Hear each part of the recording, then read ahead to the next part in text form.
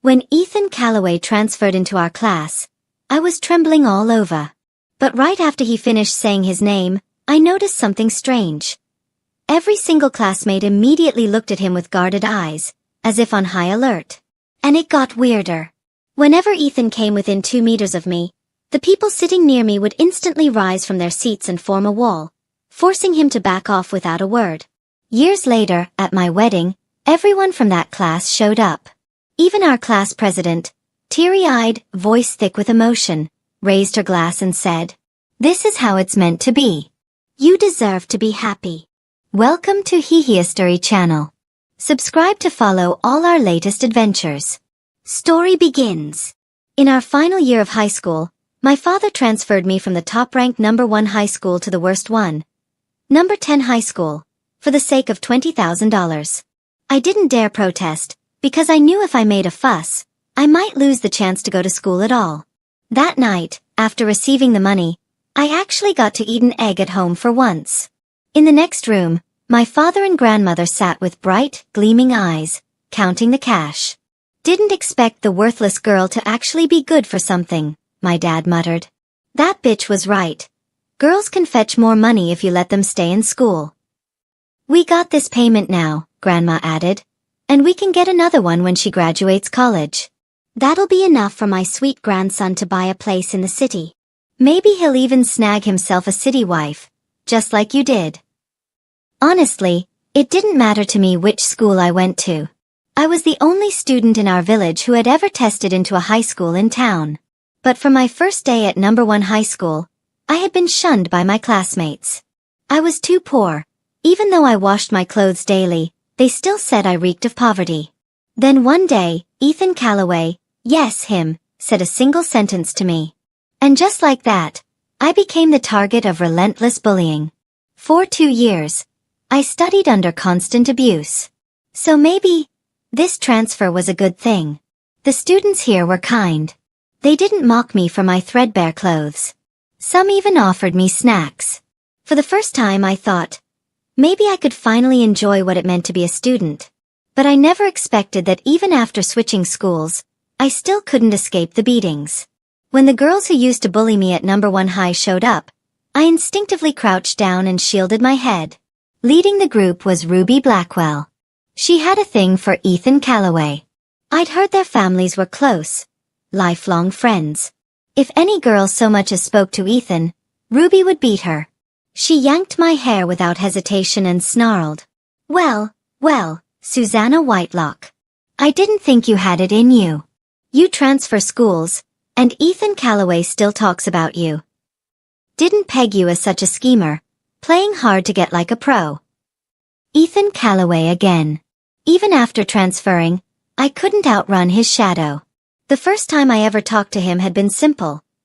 I was collecting homework for the teacher, and he hadn't turned his in. So I asked for it. He stared at me like I'd insulted his bloodline and said, "Do you know who I am? How dare you ask me for homework? You're kind of interesting. I'll remember you." I remember thinking he was completely deranged. And maybe a little greasy. Who was he? Why should I care? All I knew was that the teacher would scold me if someone's homework was missing. I thought that would be the end of it. A forgettable, weird little exchange. But after school that day, I was cornered in an alley by a group of girls. Ruby was at the front. They kicked me, slapped me, and warned me to stay away from Ethan Calloway. In that moment I felt so wronged. But there was nothing I could do. I was just a powerless girl, neglected even by her own father. When I dragged my bruised body home, my dad just snapped. "Damn kid, back this late? Hurry up and cook already. You trying to starve us?" No one cared if I was hurt, as long as I was alive and didn't ruin their plans to sell me off. I thought, maybe if I stayed away from Ethan Calloway, everything would be fine. But it didn't work. As long as Ethan even mentioned me in passing, a beating would soon follow. Maybe he and I were just doomed by fate. Eyes shut tight, I braced myself for pain. But it never came. Instead, I heard a voice sharp and furious. "Do you know whose turf this is? Who do you think you are, laying hands on my classmate?" It was our class president. I opened my eyes just a sliver. She had Ruby by the wrist, holding her back with surprising force. And all around them, every single one of my 30 new classmates stood in a circle, each holding a broom. They looked like heroes to me, bathed in light. The class president's grip on Ruby's wrist didn't budge. She wasn't letting go. Ruby Blackwell let go of my hair with a wince of pain, but her mouth refused to admit defeat. Well, well, Susanna Whitelock, she sneered. Don't think I'm scared just because you've got back up now. As long as Ethan Calloway still remembers you, I won't let you off. But before she could say another word, a loud slap rang out, sharp and clean across her cheek. It was the class president. I mean, seriously, she snapped. How the hell did you even get into number 1 high with a brain like that? Your man can't keep it in his pants and somehow it's our Susanna's fault. Or what? He doesn't remember you, and now you're having a meltdown? That struck a nerve.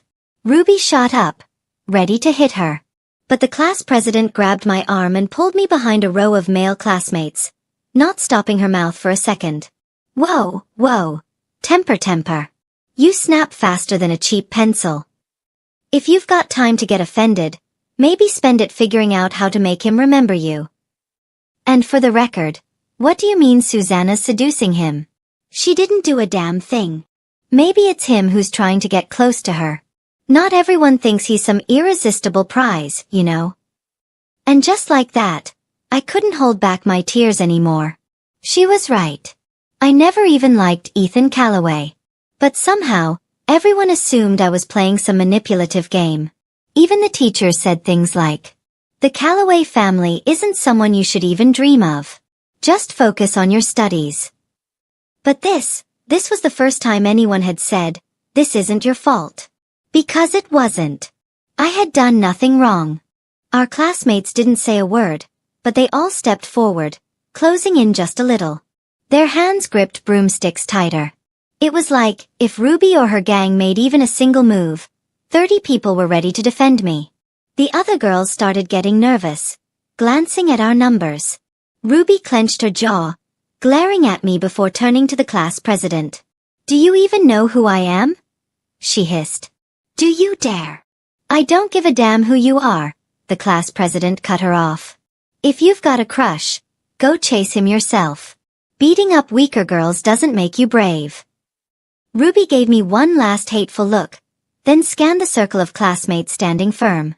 In the end, she didn't say another word. She turned and left, dragging her group with her.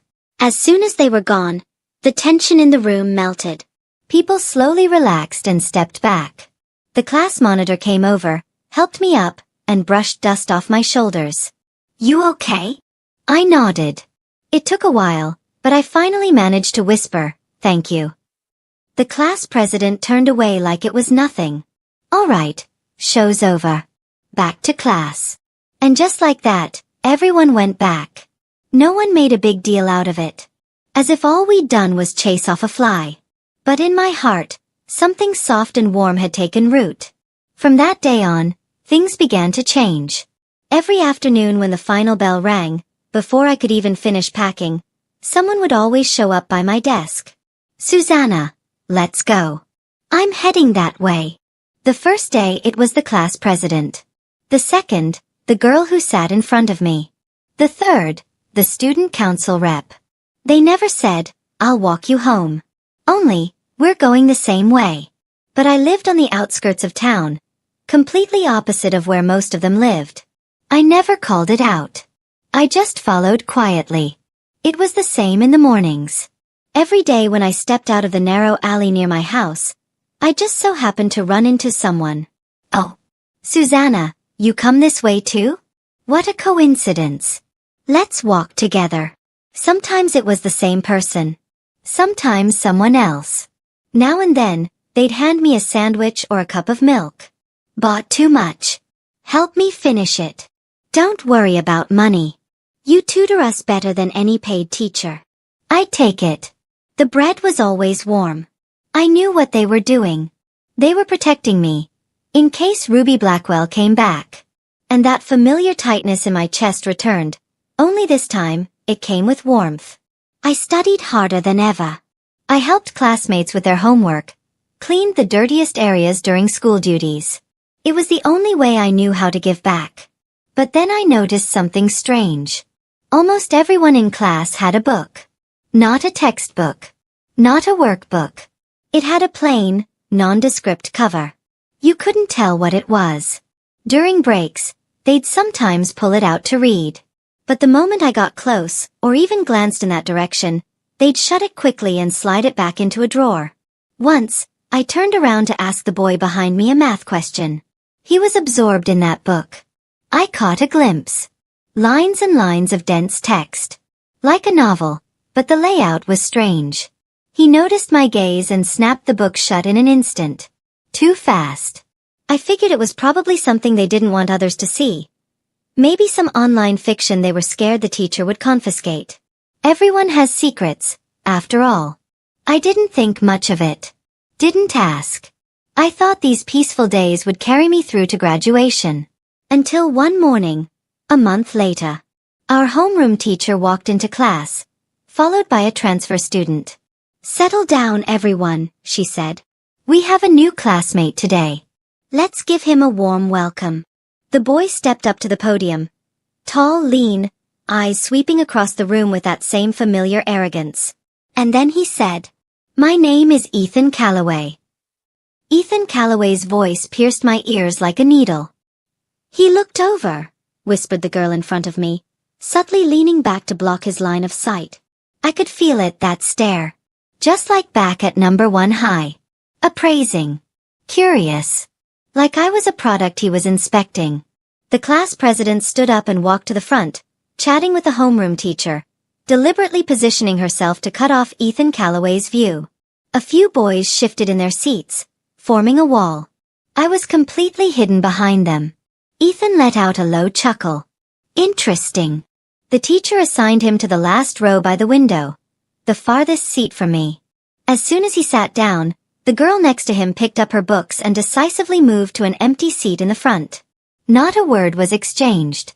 Ethan didn't protest. He just tossed his backpack onto the desk with a pointed thud. The moment the bell rang for break, I stood up. I needed to get away. I headed straight for the restroom. "Susanna, wait up," the class president said, reaching for my arm. But Ethan Calloway was faster. He was already in front of me. Barely a meter away. I backed up instinctively, hitting the cold wall behind me. No way out. "Susanna Whitelock." He said my name aloud. "Touched, right? I transferred to this godforsaken school just for you." I bit down on my lip to stop myself from shaking. Why? What did I ever do to him? If I could go back in time, I'd let the teacher scold me 100 times over before ever trying to collect his damn homework. "So tell me, why are you avoiding me?" His voice wasn't loud, but the whole class heard it. The class president stepped in, inserting herself between us. "Go back to your seat." Ethan didn't even glance at her. His eyes stayed fixed on my face. "You're not seriously playing hard to get, are you?" I took a shaky breath. "I don't think we even know each other that well." He laughed. "Ha, Susanna Whitelock, you really are something." Honestly, he was unbearably smug. He stepped forward, nearly brushing past the class president's outstretched arm. She shoved him back. Hard. "Back off." Ethan stumbled half a step. He raised a brow at her, the smile fading. "And you are?" "I'm your class president," she said, chin lifted. "Now go sit down. Stop harassing your classmate." Our classmates began to close in, one by one. Silent. Forming a ring around him. All eyes on Ethan Calloway. He scanned the circle, his smirk returning faintly. "All right then," he said, eyes locking on me. "We've got time." He turned and walked back to his seat. My knees gave out. The class president caught me before I fell. "It's okay," she whispered steadily into my ear. "We've got you." I leaned against her and nodded. But deep down, I knew peace wouldn't last. In the following days, Ethan Calloway kept surprisingly quiet. He didn't try to corner me again, didn't say anything weird or theatrical. But I could feel him. During class, It felt like a needle was lodged in my spine. In the cafeteria, in the hallway, even on the way to the restroom. His gaze followed me like a shadow. He never approached. Just watched. And that silence was worse than confrontation. The others noticed too. Whenever his stare lingered on me for more than a few seconds, a classmate would casually shift, blocking the view. If I got up to refill my water bottle, my seatmate would grab it instead. I'll go. I need water anyway. If I said I was heading to the restroom, the girl in front of me would leap to her feet and link her arm through mine. Me too. I'm dying. Ethan saw all of it. Occasionally, he'd smirk, that cold, amused kind of smile, like he was watching a performance. He never tried to push past the wall they built. Never spoke to me again. But the unspoken pressure made it hard to sleep at night. I knew this wasn't over. And Ruby Blackwell still hadn't shown up. That wasn't like her. Knowing Ethan Calloway had transferred here, she would have made a scene by now. This stillness, it felt like the air right before a storm. And it made my chest tighten with dread. The final bell rang on Friday afternoon. I packed my things quickly. Today, it was the class rep who was, coincidentally, heading the same way with me. We had barely stepped out of the school gates when we saw Ethan Calloway leaning casually against a sleek black sports car. This time, he didn't look at me. His gaze went straight to the class rep. "Hey," he said, "mind if we talk for a sec?" Her brows immediately furrowed. "There's nothing I need to talk to you about," she replied sharply. Ethan smiled faintly, pulled out his phone, tapped a few times, and then turned the screen toward her. Her face changed instantly.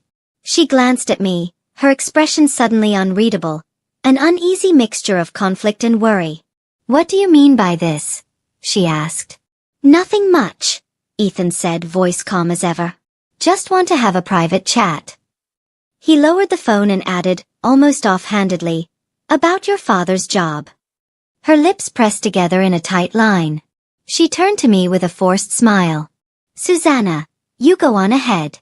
I'll catch up." I looked from her to Ethan Calloway. His face was blank, but I could feel it, that subtle air of dominance. No, I couldn't just leave her. Especially not when it was me who dragged her into this mess. "I'll wait for you," I said quietly, remaining where I was. Ethan finally looked at me, irritation flickering in his eyes. "Susanna Whitelock," he said slowly, "are you really that dependent on your little guardian angels?" He practically spat out the word. I ignored him. My eyes stayed on the class rep. She turned back to him. "Say whatever you have to say. Make it quick." Ethan took 2 steps closer, his voice lowering. I couldn't hear the words, just watched as the color slowly drained from her face. Her fingers tightened around the straps of her backpack, knuckles white. Eventually, she gave a small nod, her voice dry and barely audible. "I understand." Ethan straightened up, satisfied. He cast a glance at me. There was a smirk tugging at his lips, something cold and mocking, then turned and climbed into the car. The engine purred to life. The car disappeared down the street. She stayed frozen in place, head bowed. I walked over and gently touched her arm. "Are you okay? What did he say to you?" She startled, as if yanked back from far away. Shaking her head, she forced a smile. "Nothing. Just something small. Come on, I'll walk you home." She was unusually quiet the entire walk. No usual small talk or laughter. As we reached the edge of my neighborhood alley, she suddenly stopped. "Susanna. Yeah, you really need to be careful around Ethan Calloway. And Ruby Blackwell too." Her voice was soft. Too soft. "They're not like us." "I know," I said. She looked at me, eyes filled with emotions I couldn't quite read. Worry, yes, but something else too. Something heavy. Resigned. "No matter what happens," she said, "just remember, our class, a lot of us, will have your back." "Did he threaten you?" I asked bluntly. She looked away. "No. Don't ask. Just go home, okay?" Before I could say more, she gently shoved me into the alley and quickly turned to leave. I stood there, watching her retreating figure, and the dread in my chest only grew heavier. Ethan Calloway wasn't giving up. He was simply changing tactics. He was probing, testing, looking for weaknesses among us. As I turned toward home and reached the rusted iron gate, a voice stopped me cold. Ruby Blackwell. What was she doing here? I held my breath and leaned closer to the gap in the door. The money's been wired, $1 million, she said sharply. Make her disappear. For good. Ethan can't afford to be distracted by her anymore. My blood turned to ice. She was bargaining with my father. Selling me. Like livestock. My father's voice came next, greasy with excitement and flattery. Don't you worry, Miss Blackwell. It's all arranged. I've got people up in the mountains who'll take her. They need a wife who can read and write. Once she's there, she'll never come back out. She won't see another soul for the rest of her life. It had better be that way, Ruby said coldly. If you screw this up, you know what'll happen. Of course. I guarantee it'll be done right. When she gets home from school tonight, someone will be here to pick her up. I was shaking so badly my teeth chattered. He wasn't bluffing. I knew what he was capable of. For money, and for his precious son. He would do anything. But I couldn't run. Mom was still inside. If I ran, she'd be the one to pay for it. She'd die. I had to go in.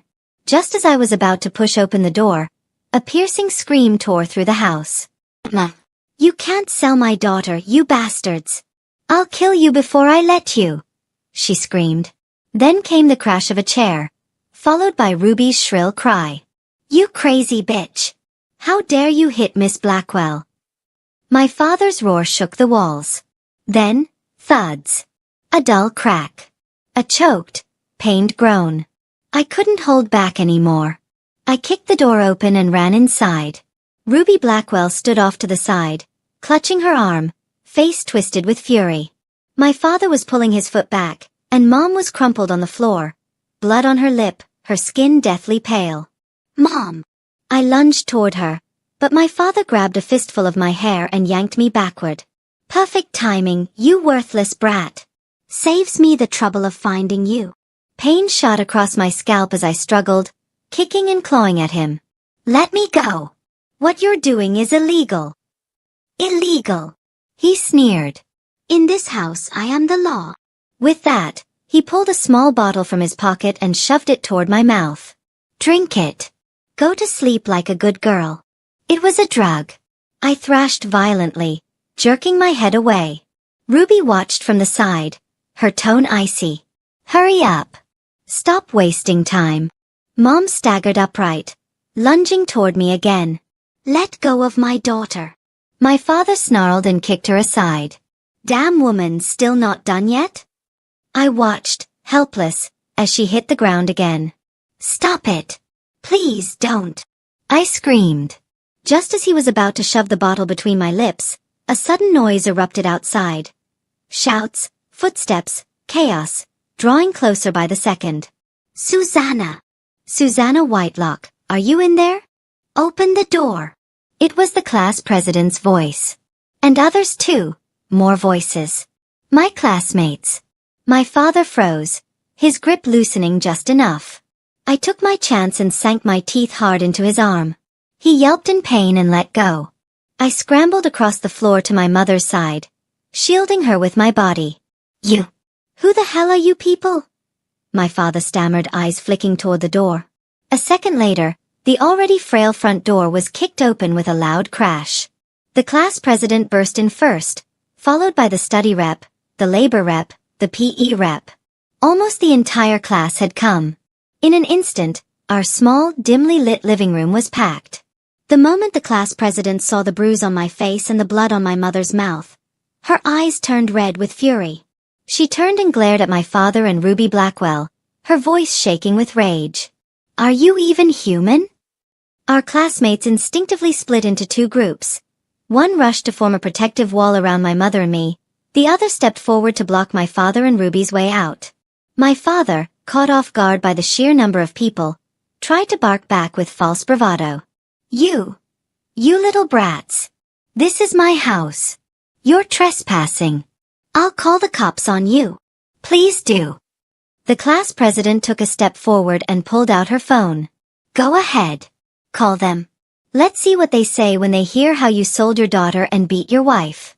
We've recorded everything. Behind her, several students held up their phones. Cameras pointed directly at my father and Ruby Blackwell.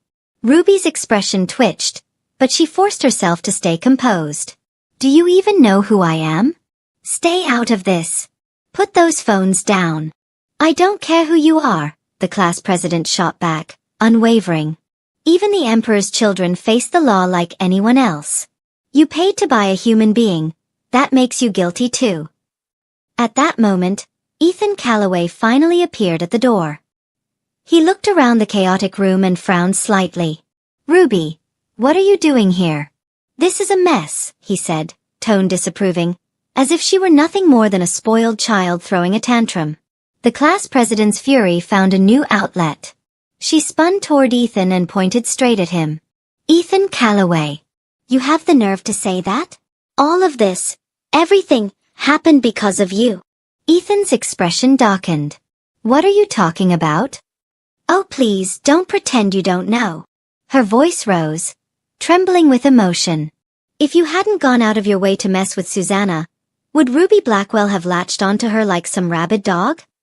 If you hadn't come chasing her to this school like you own the world, would Ruby have tried to buy her from her own father? You think you're the center of the universe? That everyone's supposed to orbit around you? Look at this. Look at what you've caused. Susanna and her mother almost got destroyed because of you. She screamed the last part, chest heaving. The room fell quiet, except for the sound of classmates glaring, breathing, burning with the same fury. Ethan stood stunned, mouth slightly open, as if he wanted to argue, but no words came out. That's when I stepped forward. Ethan Calloway, you make me sick. I need you to understand something. You're not that important. I wasn't playing hard to get. I was avoiding you because you disgust me. And if you ever come near my mom or my friends again, I will fight you with everything I have. My friends were fighting for me. I wouldn't be some fragile porcelain doll hiding in the shadows anymore. Ruby shrieked. You don't get to insult Ethan. It's that bitch Susanna Whitelock, she seduced. Shut up. The class president and half a dozen others shouted at her in unison. Ruby flinched. For the first time, real fear flickered across her face. The incident caused such an uproar that even the neighbors gathered around, whispering and pointing at our doorway. Someone must have tipped off the media. By the next morning, the story had exploded across local news and social platforms. Heiress drops $1 million to erase a classmate's life? Teen girl nearly sold by her own father. Classmates intervene just in time. Behind schoolyard bullying, twisted obsession and the collapse of family bonds. The reports were shockingly detailed. Though no names were mentioned, they described the perpetrators as coming from wealthy families. Last names Calloway and Blackwell. It didn't take long for internet users to do what they do best. In no time, people had dug up Ethan Calloway and Ruby Blackwell's identities, along with their long history of bullying me back at number 1 high. Public outrage spread like wildfire. Disgusting. What breed of entitled psychopaths are these two? So you're rich and suddenly above the law? I say throw the book at them. That dad's a monster. Absolute scum. Thank God her classmates stepped in. I'm crying reading this. Wait. Am I the only one wondering how the entire class managed to show up at her house? Like it was prearranged.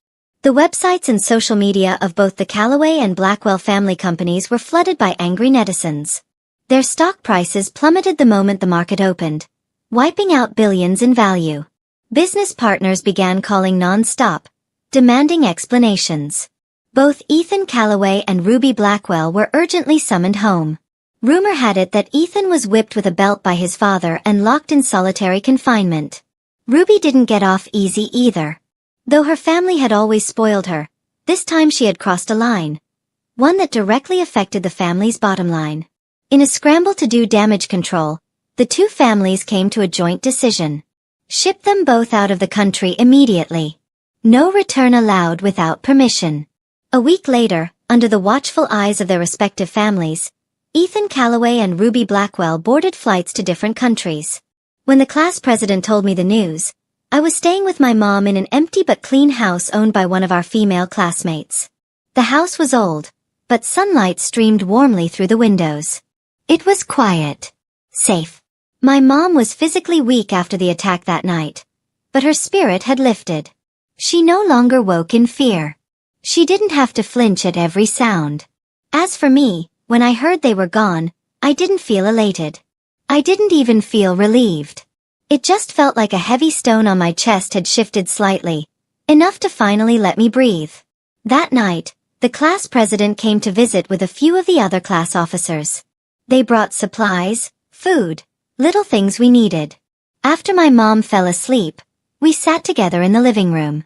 I looked at the class president, and then at the familiar faces around her. The same people who had charged in like guardian angels at my darkest moment. I took a deep breath and finally voiced what had been gnawing at me. Class president. Did you all know something ahead of time? She exchanged glances with the others. What makes you say that? It's just a feeling, I said softly. Ever since Ethan transferred, the way you all looked at him, it wasn't normal. And the way you always protected me. It was too perfect. Too well timed. And this last time, how did you all know to show up at my house? Right when everything was happening. I paused, locking eyes with them. It felt like you knew exactly what was coming. The room fell silent. Outside, the occasional sound of passing cars filtered through the windows. The class president lowered her head. Her fingers twisted nervously in her lap.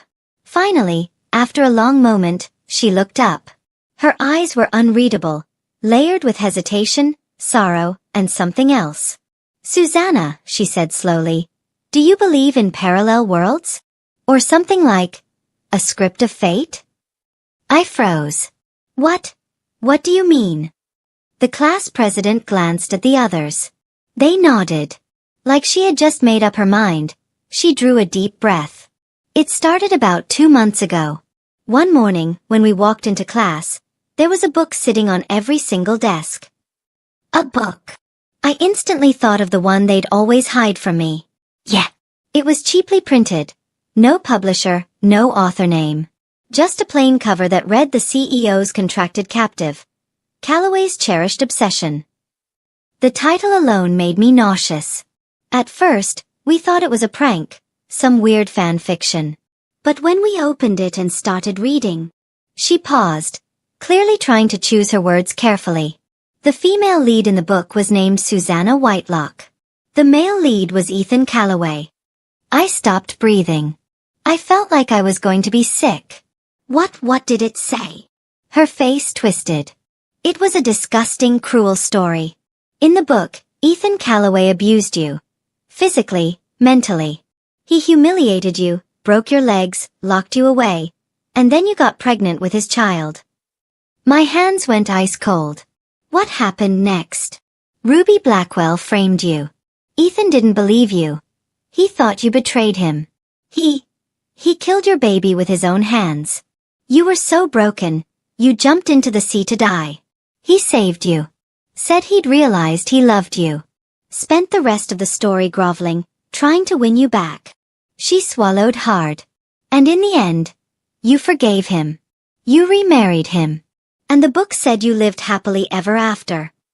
Then she muttered through gritted teeth. What a load of bullshit. There wasn't a single person in class who read that damn book and didn't curse the author. That wasn't love. It was abuse. It was psychotic. I sat there, frozen to the couch. Even though she'd been describing some twisted plotline from a novel, it felt frighteningly familiar. If I hadn't transferred to number 10 high, if I hadn't met these people, would the Susanna Whitelock of number 1 high have really ended up like that? Devoured by Ethan Callaway's obsession. Destroyed by Ruby Blackwell's jealousy. Crushed under the weight of her broken home. Lost in that warped thing they dared to call love? I didn't want to imagine it. So, it was because of that book that you... At first, we were just shocked. And furious, the study rep cut in. But then we noticed. The city in the story, the school names, it all matched. We reached out to some friends who went to junior high at number 1. Asked around. That's how we found out about you, and about Ethan and Ruby.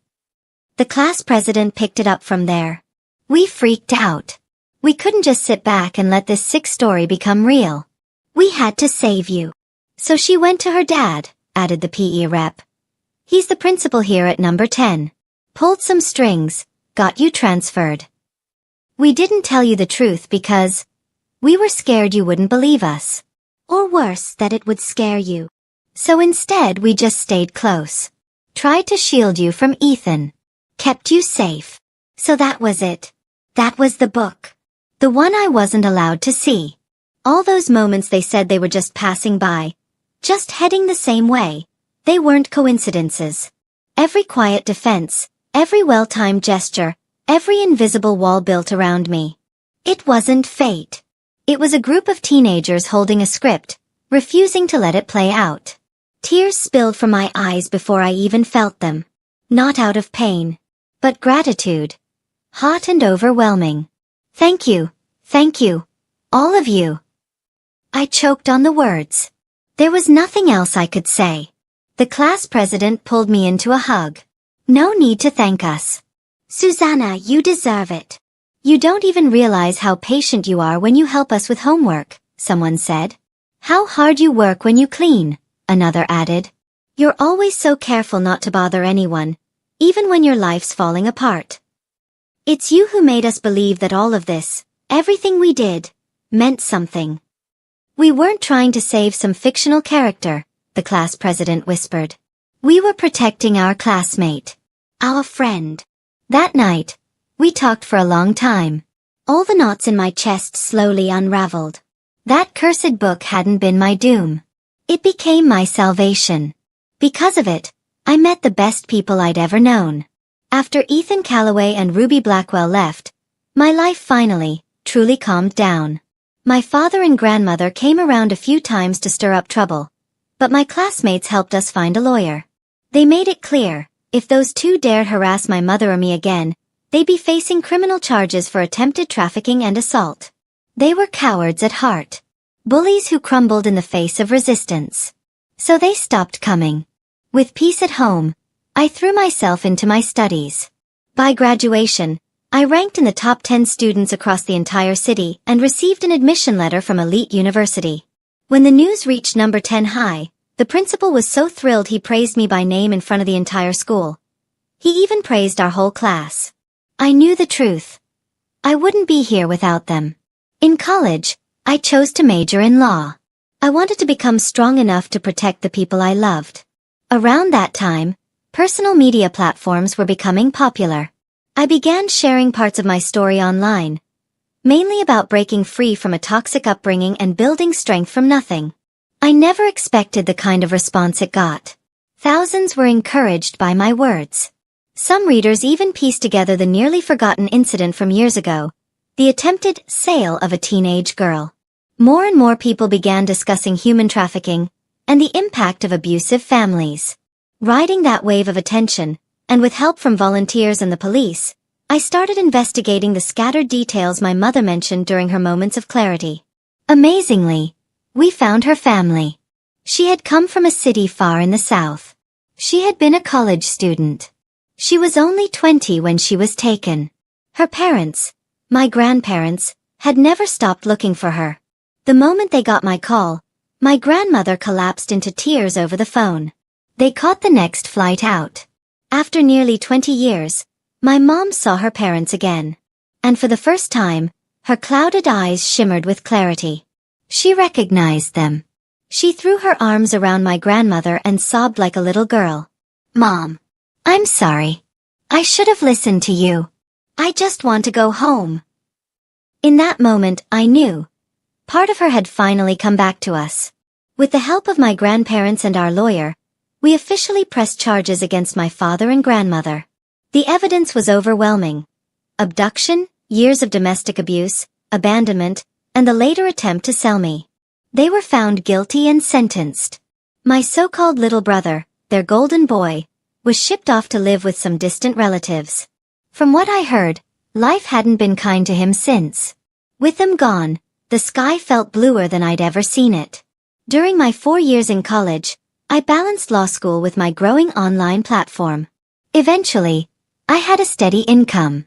After graduating, I officially became a lawyer. And I continued running my account, helping others who were trapped, lost, or voiceless.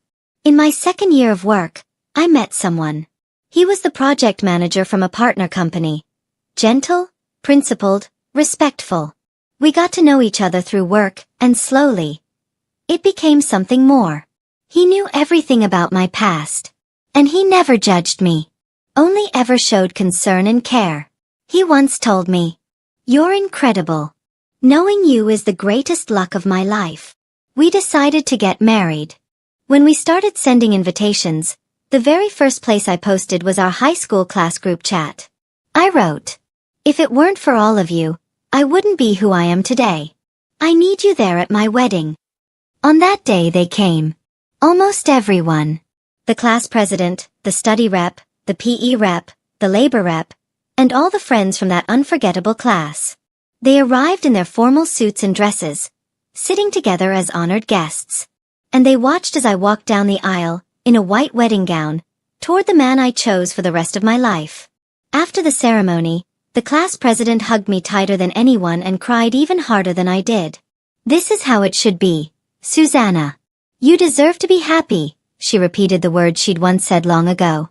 "Look at you. You weren't bound by anyone's script. You made your own path." I hugged her back. I hugged every single classmate who came to bless this new chapter of my life. "Yeah," I said softly. "I made it. Because of all of you, who lit a light in the darkest hours of my life, who carved open a path through the thorns for me." That so-called tragedy romance novel?